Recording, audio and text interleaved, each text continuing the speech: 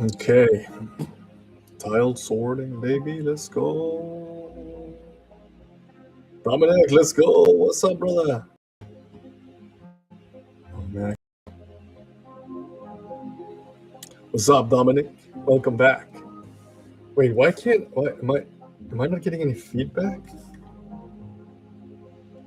Yeah, I am. I'm just not. I just can't hear myself. That's all. So what up? What up? What up? What's happening?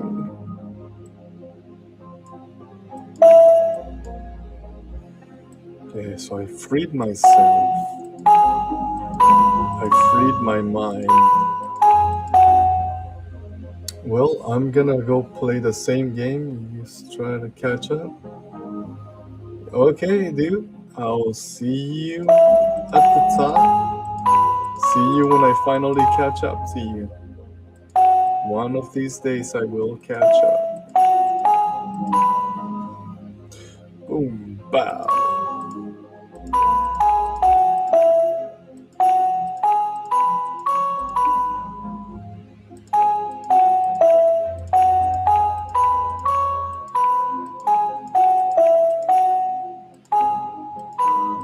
Dang, I'm good at this.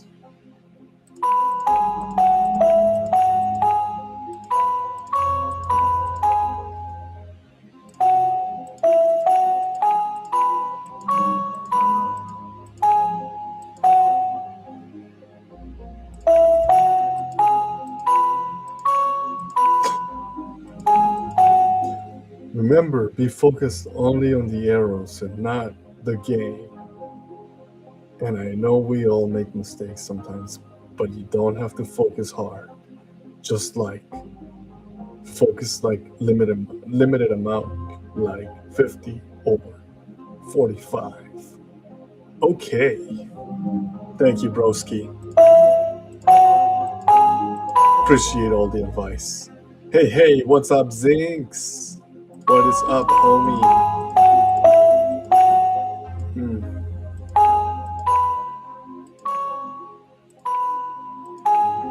I'm here in my garage with my Lamborghini,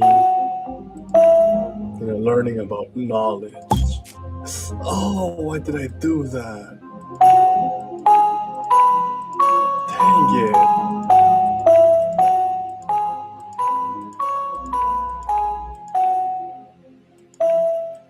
So close. I'm so close to get. Yeah, dang it. One more mistake and I'm done. I'm done skiing.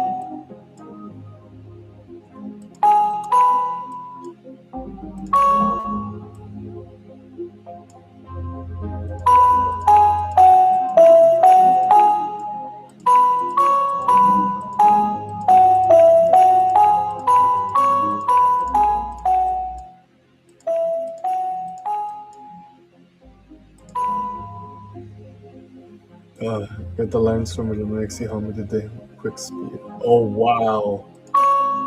Dang. How do they come out?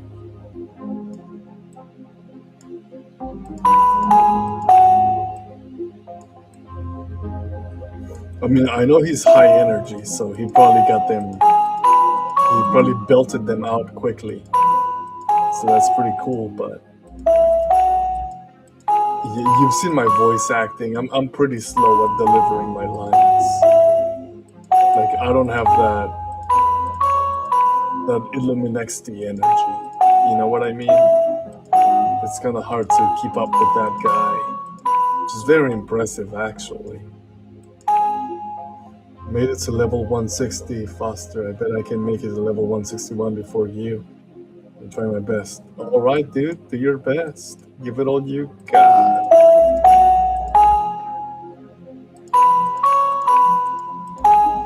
And I'm down to one life. One life, and that's it.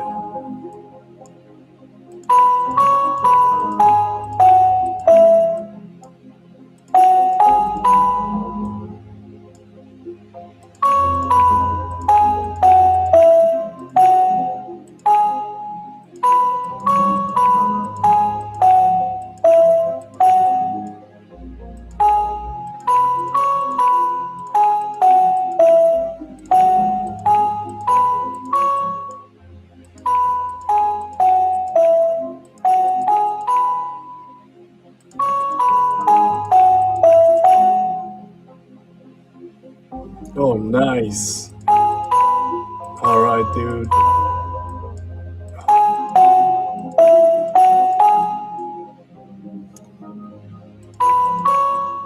I did, I did go out with my lady, and we had a few drinks.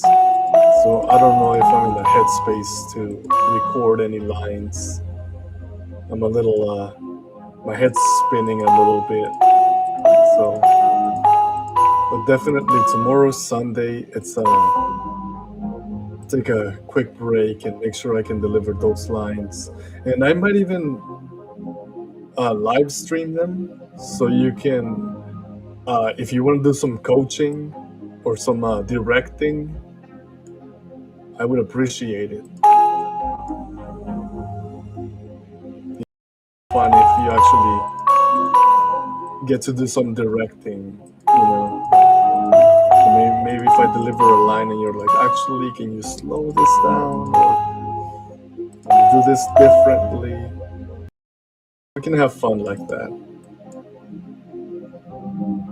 you know?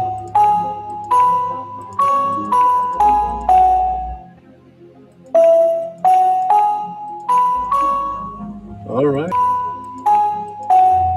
Excellent. I'm really sorry about that. I mean, we don't go out very often, so I figure I go out with my old lady and have a few drinks with her. Let her, talk to me about stuff. Let's go. I made it to level 161, Foster. I'm gonna wait for you then. Thanks, Dominic. Appreciate it, dog. Oh yeah, absolutely. Man, I was listening to Asmongold, and I think it was an old live stream, but he was talking about how, because he was watching a video on self-help books, and somehow he started kind of talking about how, oh man,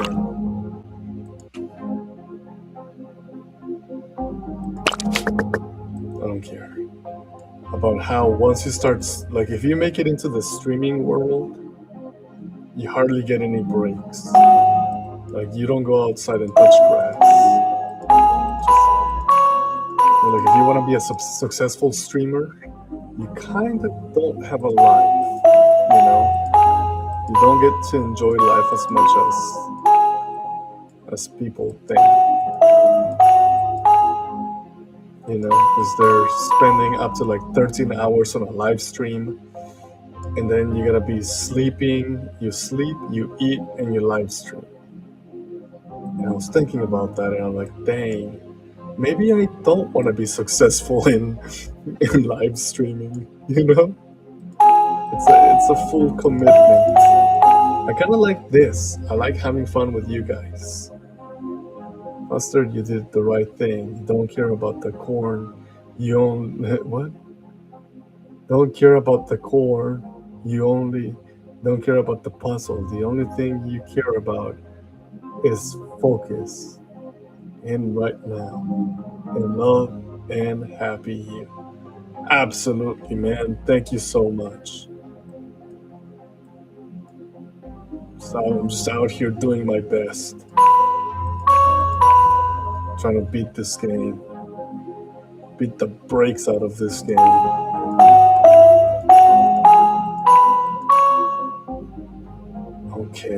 Okay, so what do I do next? I choose this line right here. I feel like I can follow it to the bottom.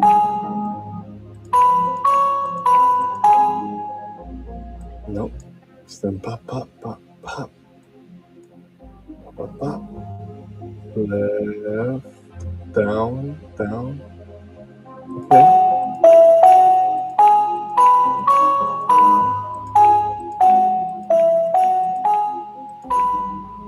And then what?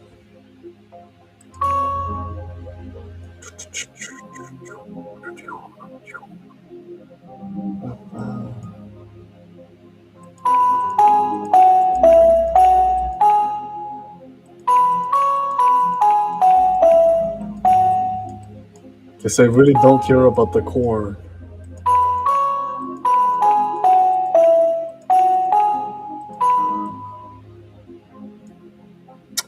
Man.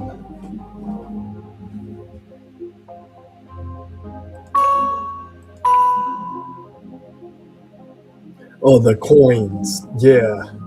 Yeah, I don't care about the coins. I let them go. I free myself, you know? I'll worry about the coins tomorrow. I'll get more. Every time you beat a level, you get more coins. So I'm not upset. I'm not even tripping, dog.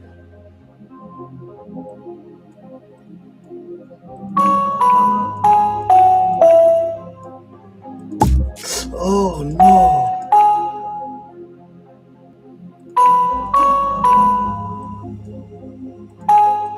Keep doing that. I just be doing careless things, you know? But I must focus. I must focus all my energy.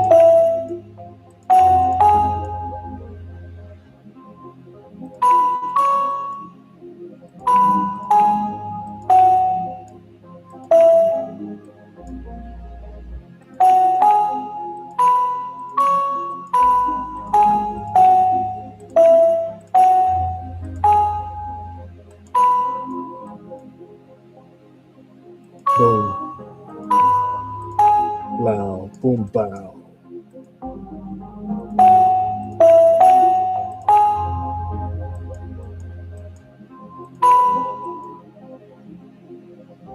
Oh, what? Oh, there's so many obstacles.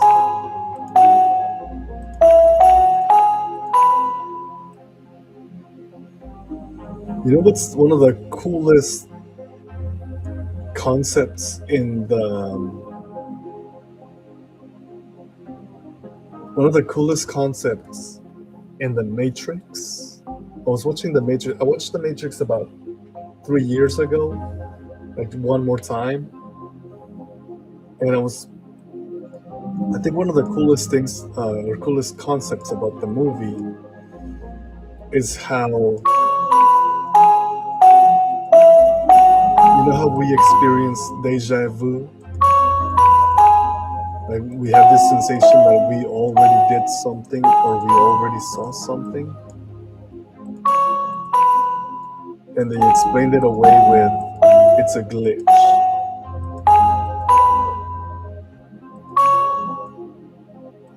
And now every time I experience deja vu, I think about the Matrix now. About how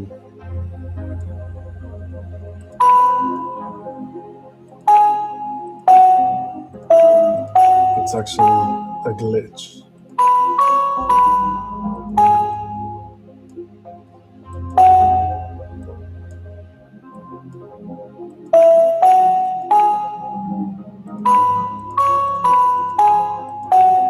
Or the scene where Keanu Reeves has to accept cookies. That was so silly.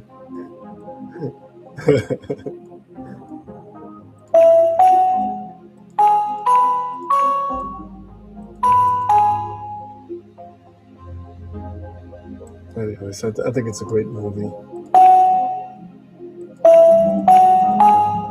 Well done.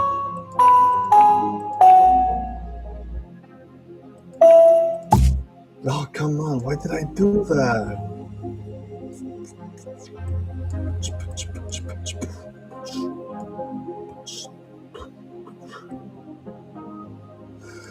Oh, man.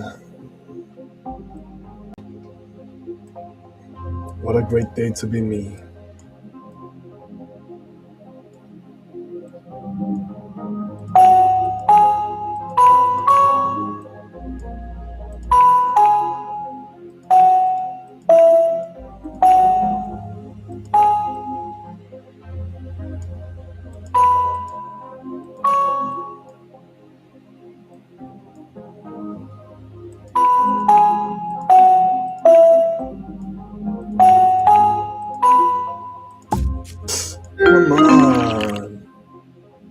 2,900?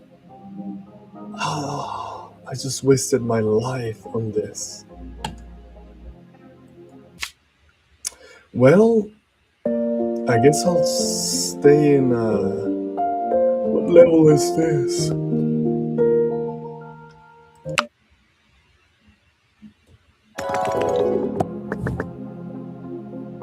Doesn't even tell me what level it is. It just says it's a hard level. Hey, remember when the first PlayStation came out? Remember when they needed some new hip mascot to take on Mario? Well, that's where Crash Bandicoot came in. And while he was never the... Is it Jack D Films? Oh, welcome back, brother. I'll put this for a second. official mascot, he definitely made a mark. Since the first Crash Bandicoot game was released 30 years ago, if you... See, I always had a notion that Crash Bandicoot was supposed to be the mascot for PlayStation, but I don't think that ever took off. I don't think it stuck. I think it failed.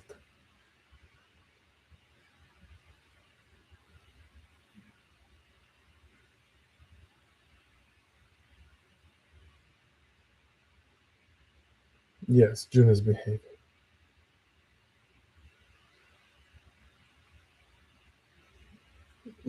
Should watch Backrooms Parking Lot found footage later, copyright free.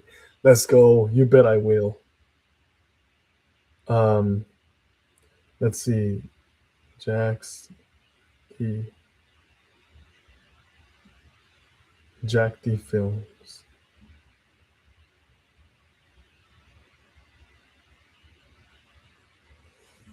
Okay, because I love this let's see if it's not. I always thought the mascot was Jack. Yeah, right. They could never make up their minds. Let's go ahead and do Jack D Films.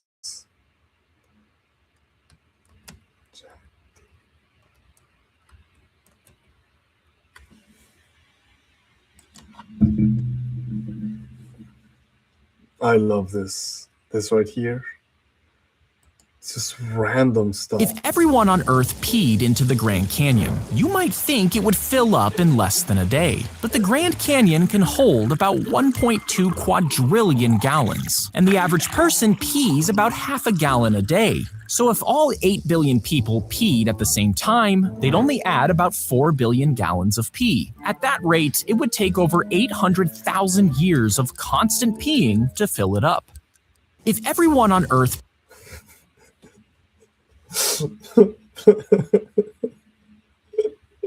Somebody did the math.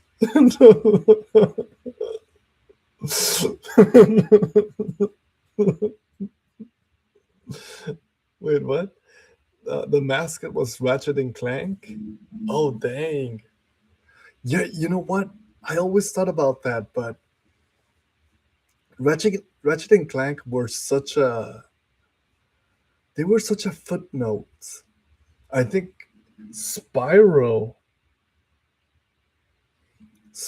could have been the mascot. Or you know who else? What was this Sly? Remember the Sly the Spy? It was like a little raccoon or something, and he was running around.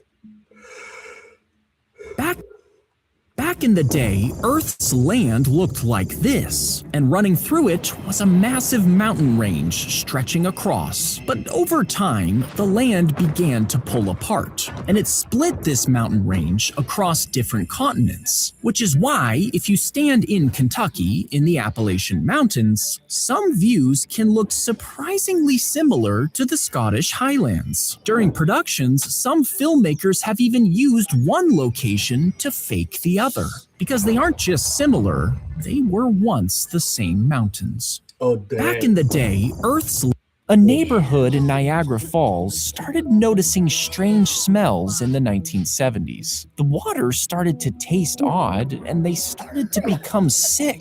But what they didn't know was that their homes were actually built on top of a toxic Let's waste go, dump. John. You see, decades prior, before the neighborhood existed, over 20,000 tons of hazardous chemicals.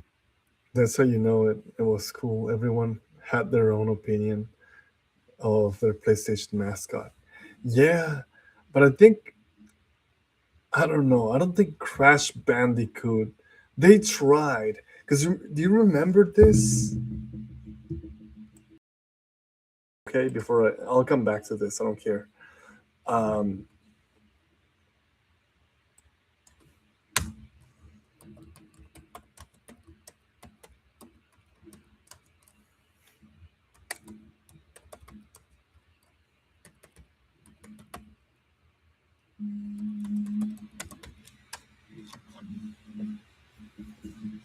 where was it?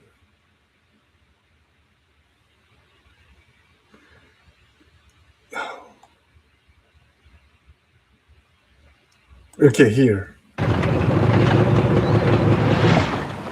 Hey, plumber boy, mustache man, your worst nightmare has arrived. Pack up your stuff. I got a little surprise for you here. Check it out. What do you think about that?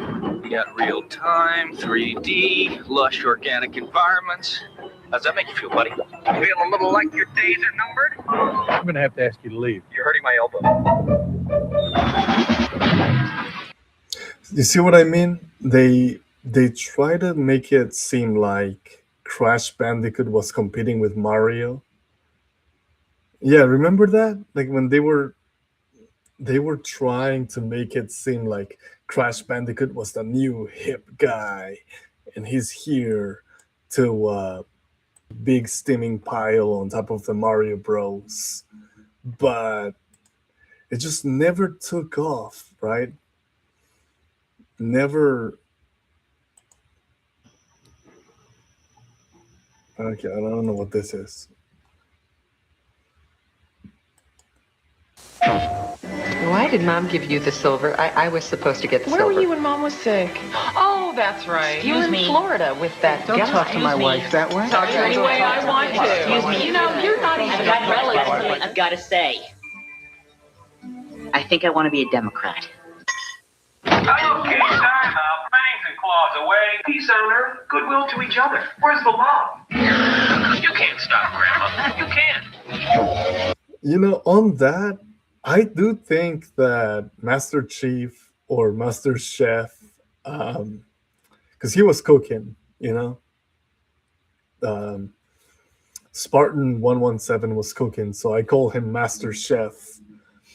He is the unofficial mascot for Microsoft Xbox. I don't know why they didn't go with it, you know. I mean, I don't think Microsoft at the time owned the rights to Master Chief, you know, or Halo, because it was owned by Bungie, right? And then by like the 343 Studios or something like that. But yeah, no, you were right the first time. It was Master Chef because he was cooking, bro. PlayStation.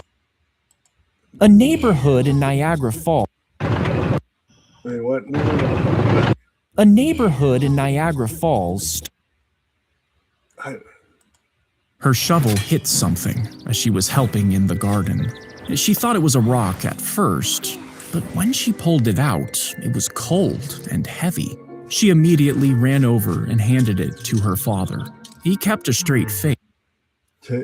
Can be that console, it was always meant to be, for real.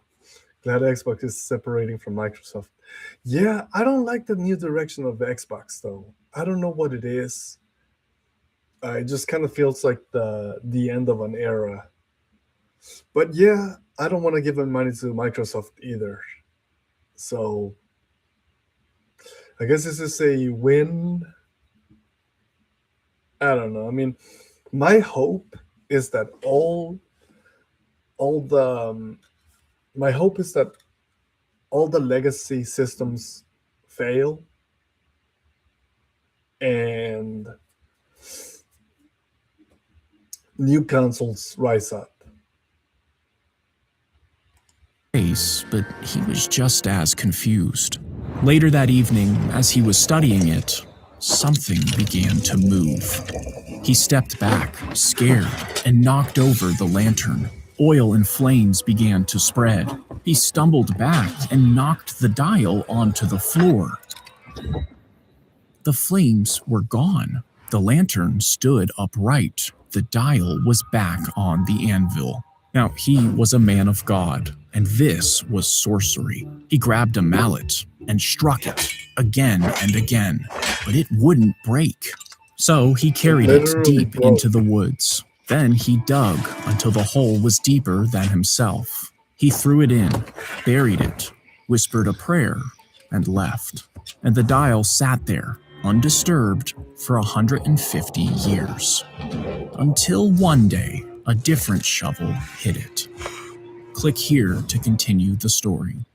He was seriously injured in a work accident and declared dead. Until later, he literally walked out of the morgue. Next, he died of malaria, but woke up inside his coffin. A year later, a car crash killed him, but he came back to life, and after a venomous snake bite, he spent 3 days in the morgue before waking up. Then he fell into a deep toilet pit full of toxic waste, but survived again. The villagers believed he was a ghost and set his home on fire to kill him once and for all. But he woke up in the morgue again, defeating death 6 times. Now his neighbors fear him, and he's forced to live alone, all because he cheated death too many times. He was seriously injured in— Dang, so it's indestructible. Since a new director came in, GTA 6 production got ramped up, and Bethesda is getting bigger to work on multiple projects while being able to support them all at once, as well as the 4 new Fallout games. Wait, so Bethesda is taking over Rockstar? Or over GTA 6? What's going to happen to Rockstar? I don't know why I'm watching all this nonsense right here. He saw that the horseshoe— slide the cards into this. No. If you started digging and just didn't stop, you might think you would eventually reach the other side of Earth. Yes. But after just a few feet, the dirt would be really hard to move. Boo, Eventually, that you would hit sucks. thick, compacted rock that a shovel just can't break through. If you pushed past that with a machine and reached a few miles down, it would be hotter than boiling water. At over 20 miles deep, you would hit the mantle, where rock is so hot it flows like lava. And even if you could survive it, the pressure would crush you long before you got close to the Earth's core. Oh, dang. If you started digging and just didn't Well, I stop, guess I won't you be might doing- think if you started digging and I won't be digging a hole through the planet anymore. My dreams are crushed. if you shoved a baby's head into a box like this, would it grow into the shape of the cube over time? I mean, farmers do this with watermelons, which forces it into a satisfying cube shape. So why wouldn't this work on a baby? Well, a baby's head has soft gaps between bone plates, which lets the skull expand as the brain grows. And technically, their skull would start to deform, but inside a watermelon is soft fruit, which can easily fill the square mold. Bone plates, on the other hand, would cause the skull to be flattened in some spots, while other areas bulge outward. This could create extreme pressure, which the baby probably wouldn't appreciate. If you shoved a baby's head into— Nope, the baby doesn't like it. Her son was missing, and the police were desperate to find him. And 5 months later, police finally picked him up, almost 2,000 miles away. But when he got home, his mother claimed it wasn't her son. Regardless, the police convinced her to take him anyway, so they could close the case. 3 weeks later, she showed them dental records that proved the boy was a stranger, but they still wouldn't listen. Instead, they said she was a bad mother and threw her in a psych ward. mom. But the boy finally admitted he was a fraud who just wanted a free trip to Hollywood, and the woman's real son was never found. Her son was missing. Oh, that's nasty. Xbox, aka the new girl, is pushing these studios that barely make 2 games a century to expand members so they can make their games faster and better. Yeah, what is it? Asha Sharma? Something like that. I can't pronounce her name. But yeah, I saw that. She fired a bunch of developers and then hire a bunch of developers from India. It's also all sorts of backwards, and I think the new price for the Xbox is now like it's very close to like $1,000, and they're just sinking the whole company to the ground. It's not even worth it anymore. This is why I keep saying it's probably for the best. Just freaking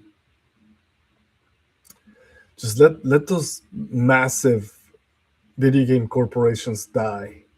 Just let them die. Let them go away. Stop buying their products. Let them sink into the ground. And then we can go in. The new companies will rise. Because you guys remember the copper era for video games, where I guess video games failed. The video game bubble bursted back in the 80s. And then somehow new platforms rose to the top, and we ended up with PlayStation, Xbox, Nintendo, Sega. No, we ended up with more stuff, right? Because we had the Famicom, you had the Jaguar, the Genesis, Nintendo, Super Nintendo. We had, and there was a collection, a massive collection of, not collection, but a competition, right? It was a competitor's market, or a competitive market for video games, and it was great. And video game companies were taking chances. It was great all around. But then we experienced the rise of Microsoft, PlayStation, and Nintendo, and they bumped the Dreamcast out of the way. If something's dead, it's probably because it deserves to die. Yeah, absolutely. And I think it's high time Sony, Microsoft, and Nintendo just collapse. I would love to see them collapse already. They're, price gouging everything. Everything is being price gouged. Everything is. I can't stand it. Hey, what's up, Archer? We definitely need something new. And if I could, I would start my own video game. Something closer to the Dreamcast. And no simulators. I would not make any simulators. If I was to make video games, I would make fun, absurd video games. Much like the old days. This whole new era where, we want, graphic fidelity. We want graphic fidelity. We want it to look so real. No, we don't want that. Nobody wants that. We want fun. I want fun video games that I can go play with, just mindlessly play with my friends. That's why I play Fortnite. Because it's so absurd. Well, I used to play Fortnite when I had a good internet connection. And I could play, and I started playing with this group of people. I didn't know them. They were not my friends. But we used to just kind of hang out and go on Fortnite adventures. But that's what we need. We just need pure, unadulterated fun. I gotta go for tonight. I wish I could stay. Just thought I would get you extra views for tonight. I hope you have a great night. Yeah, absolutely, Archer. You have a good night, and thank you for stopping by. Always appreciate your presence. I hope to see you in the next one. Oh, for the next video, Zinx, I found a really good. Dang it! Where is it? Hold on. Fortnite, I would like to play with you. Yeah, dude, that would be awesome. If I had better internet, I'd be playing with you guys. I would be playing with everybody. Such a good game. It's fun, and I don't care that it's old. Everybody likes it.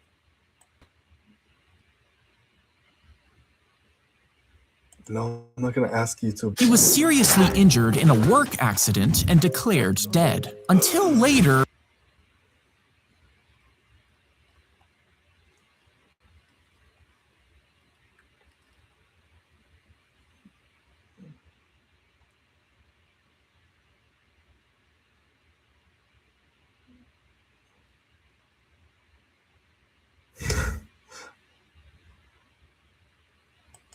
Man, I really enjoy watching this Luke video sits right down here. with Obi-Wan. What is it? See you later, Archer. This one's for you, Zinx. Yeah, hope you on. To enhance your stories. What's up, guys? My name's Brandon McNulty. I'm a writer. I'm the author of Bad Parts, and welcome to my writing channel. Today we're going to be discussing lore, and lore is something that can confuse some writers, and I think a lot of the problems come from the fact that some people think that lore and world building are the exact same thing. And for the purpose of today's video, I'm going to separate the two, and I'm actually going to say that lore is a part of world building. So they are definitely connected. There's some overlap, but lore is its own thing. And what lore is the histories, the traditions, the facts, and the stories that are passed down within your story world. I think one of the best ways to illustrate this is by having you picture yourself at a sporting event. It could be a football game, basketball game, whatever. Picture yourself sitting in the stands and watching the players on the field, the coaches on the sidelines, and the game is going on. People are trying to score points and win the game. The players in this example and the coaches, they would be the characters. And the actual game, the back and forth, everything that leads up to the conclusion, that would be the plot.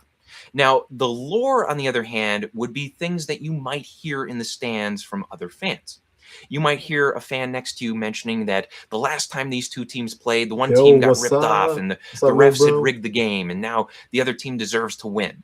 That would be an example of lore. That's a little piece of history. You might also hear somebody behind you talking about how this rivalry has been really heated ever since the late 90s, ever since one team knocked the other out of the playoffs, and the two teams have hated each other ever since. Again, this is a piece of lore. And all these different little nuggets of the history of the rivalry and the teams, they make the game that you're watching seem like it's bigger than it actually is. Man. It's not just a bunch of people running back and forth on the field trying to score points. It's something that's part of a larger idea. And that's what lore should accomplish in your stories. It should make your world feel vivid, authentic, and meaningful.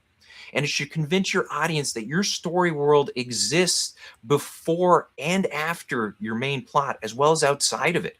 We should be convinced that there are other people in this world. Oh, the puppies they're all sleeping right now. That we haven't met, that live lives and have hopes and dreams, and they go to work and they come home, and there should be all kinds of things going on outside of what we see on the screen or on the page. That is what lore should be contributing to. Now, a great example of lore's effectiveness in a movie would come from the original Star Wars movie, when Luke sits down with Obi-Wan for the first time. And there are a lot of different nuggets that are dropped here, a lot of lore that comes in the form of mentioning the Clone Wars and the Empire. That's a good question. Like, when you're writing a story, how do you convey the story? How do you, because you can't just say, I would love to do a voiceover and just get the lore over with. But you can't quite do that. Yeah, absolutely. You know, you gotta really sit down and think about how you want to give exposition. And lightsabers and Jedi Knights and the history of Luke's father and how he was betrayed by Darth Vader. All these little pieces of lore help build a story world that is much larger than the movie that we're simply watching over the course of 2 hours. These pieces of lore help make this movie become something much more than just a story about a group of people who are trying to blow up a space station. And that's part of the reason why Star Wars was so successful, because the lore enhanced our understanding of the characters and the plot. I got church tomorrow morning at 9 o'clock. Oh, dang, dude. Go get some rest, man. Go get well rested. And the setting and the themes and everything else going on in the story. Now, before you actually get into writing lore in your stories, it's important to keep in mind audience expectations. And different genres will have different audience expectations. For instance, if you're writing a fantasy story or a sci-fi story, those audiences will typically be pretty See ya, bro. receptive to lore. They like to learn more about the story world and how it came to be and the history and so on and so on.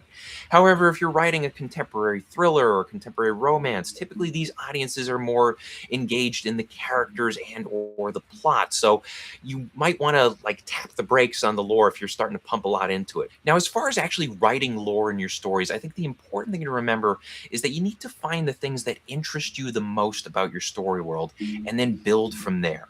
If you followed my videos recently, night, you know bud. that I did a video on building a story from an idea web. You find your main idea and then you find other ideas that connect to it. And that's how you build a story. And I think the same principle applies to building the lore within your story. You find some critical, important ideas, the ones that excite you the most, and then you build out from there. For instance, if you were writing the lore for The Walking Dead, you might start with the idea of the zombie outbreak and what is the history of that? How did that come about? And then how did it affect different groups of people? And how did different groups respond? And how did people come to learn about how the virus affects them? And how does that affect the timeline of everything? Things like that. And of course, if you watch The Walking Dead, you know that they sprinkle in lore pretty much every time we get a new character on the show or in the comics. We usually have the main cast of characters, and then they'll encounter somebody new, and that new person will almost always come with a backstory of they were in some town where everybody went crazy because they all panicked or something like that, and now they're just trying to survive on their own. All these different histories, even though we don't actually get to see them, they contribute to our understanding of the story world, and they make The Walking Dead feel larger than it actually is. Now, when you're trying to build the lore in your story world, you might ask yourself some questions like, how did this world come to be? Yeah, definitely, dude. I say writing a backstory, and sometimes I watch movies. Let me lower the volume a little bit. Sometimes I watch movies and I get the sensation that when the movie ends, the characters put a clothes hanger on their back, and then they suspend themselves in a closet. The end. They don't feel like they have a life outside of the movie.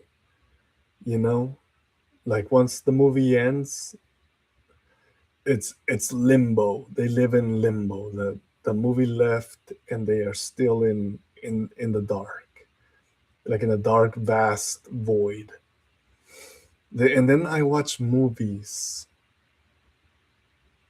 where I feel like these characters have a life outside of the movie. When the movie ends, their lives go on. And those are the ones that I connect with. Those are these are real people. They live in the real world. It's convincing. So writing characters, writing plots, themes, backstories, just basically lore is so important. But the problem is it's really hard to convey, good lore. So, definitely so recently I posted my short film on Reddit, like what I got so far on a Reddit subreddit I called short films, and they tore it apart. I mean, it didn't hurt my feelings, but it was like a lot of them were confused. They were like, Wait, what's going on here? I don't get it. What's okay? So there's a guy in a white suit, and there's a guy that's supposed to be a ninja. Um, and they kind of get the story beats, but they don't quite understand what's going on. So clearly, it's one thing to tell a story, but it's something completely different to tell a good story, to tell a comprehensive story, to tell a concise story with world building, with lore, with with the history of the characters. It's really, really hard. I'll send a vid on this. Yeah, dude, for sure. What were the major events or people that shaped it and brought us to this point? You might also ask, what do people do in their daily lives? How does everyone contribute to this world? What do they do in order to get by? And what kind of conflicts are there in daily life? You might ask yourself the question, who is in power? How did they obtain power? Were they ever opposed? And then you might also ask, what kind of magic spells, items, or creatures exist in this world? How did they come into existence? If you're writing a contemporary... Yeah, that's another thing. People have done a different job. I mean, it's a different era for movies because now people really, really like to engage and delve and sink their teeth into the story. It's no longer like back in the day when it was like Rambo First Blood. You watched the movie, it was crazy cool. There was a motorcycle chase, they fired lots of guns, there were police officers involved, there was corruption. Okay, it was a cool movie, but that's it. Nobody cared nothing about that. It was just a viewing experience, and that's it. But the new audience, the new people of today, the people of the 21st century, they love lore. They want to sink their teeth, their fingers, their toes, their feet into the story and be part of it and immerse themselves into it. So now, like, being a good storyteller is huge. Being a good storyteller is huge. Huge. Okay, what do we got? Looks like you sent me something.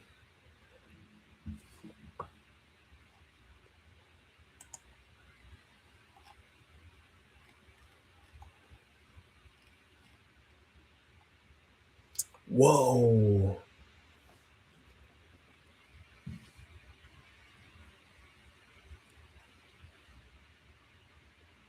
Yo, are those all mine? Zinks, are these mine? Is this all my dialogue for me?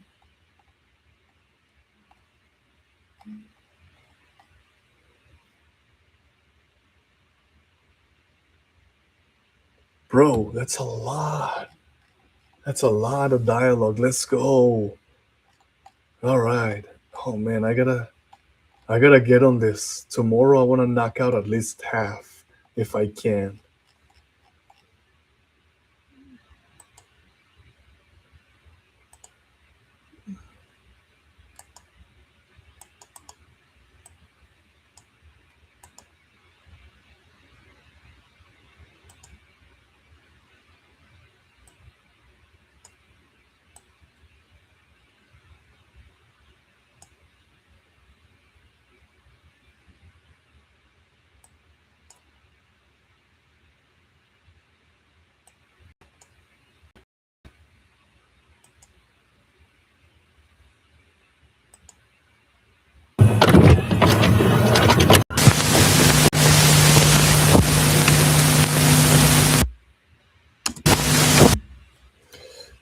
You counted way more than 20. Counted 60. Oh, dang, dude, that's a lot of dialogue. Oh, man, I'm going to be busy. All right, brother, man.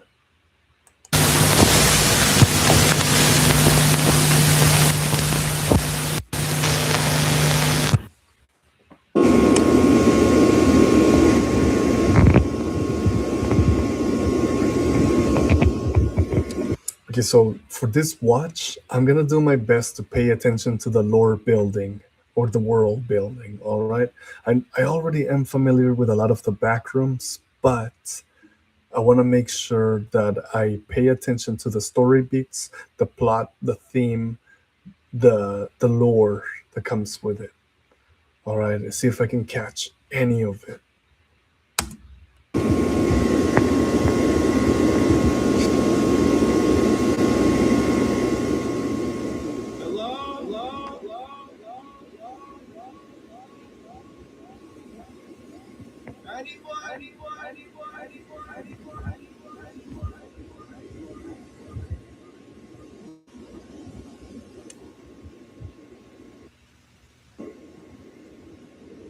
Whoa. Where do you find a place like this?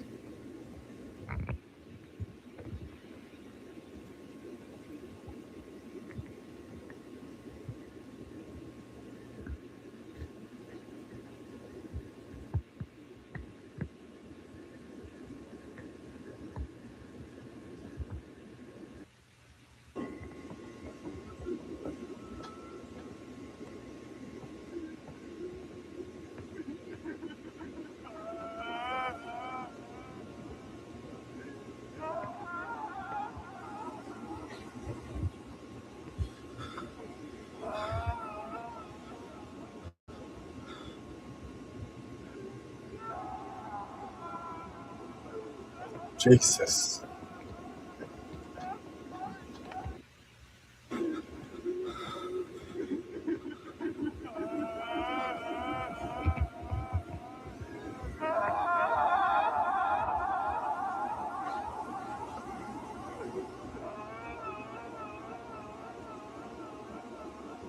Hmm.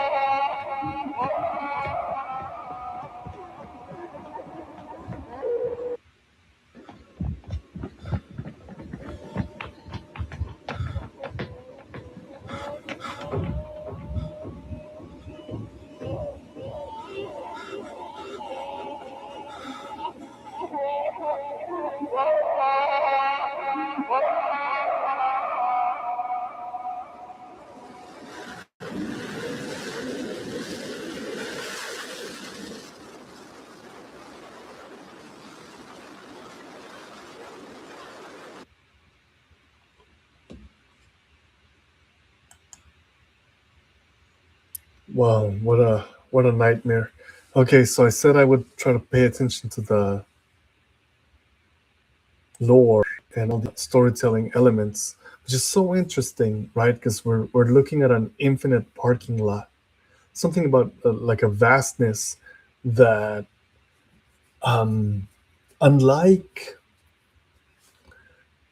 I think what made Alien, the movie Alien, so scary was that they were confined into this claustrophobic hallways, tight spaces, dark hallways. It was the fear of the unknown. You knew next to nothing about the aliens. And I think that was recreated here, but they inverted the setting. So rather than having an alien, let's go back for a second. Let's look at, let's study this for a second. The echoes were wild. Oh yeah, the repetitive echoes, absolutely. And the you don't really know if the bad guy's crying or laughing, which is so, it's so unnerving. Now I want to touch briefly on how they. It's dark still. It's dark. There's the fear of the unknown is still here, right? Because you can't see past the lights. You don't know. For all we know, if you keep walking that way, you'll see more and more lights. It's just an endless parking lot with lights, endless lights, infinite parking lot. So, in an essence, where do you go when your entire world is infinite? It's no different than being constrained to a small space, small claustrophobic, tiny space. I think they took the Alien movie concept and they inverted it. So rather than being in a tight space, you're in this wide space, but you're just as helpless. Because where do you go where there's nowhere to go? Where? Are you gonna run infinitely? Are you gonna exhaust yourself? Like, how do you know if the alien that was, pursuing him, has excellent cardio, can run infinitely? The vid is the one I find scariest. Absolutely, absolutely. It's an incredible. They captured this beautiful and terrifying setting. I don't know if it's a real place or if it's CGI, but I'm very impressed. All right. Well, hey Zinx, I'm starting to get a headache. I think I need to go hydrate. Had one too many drinks, so now I'm all over the place. I'm gonna um, go ahead and call it a night, and then tomorrow we'll gather here again, and this time try to knock out as many of the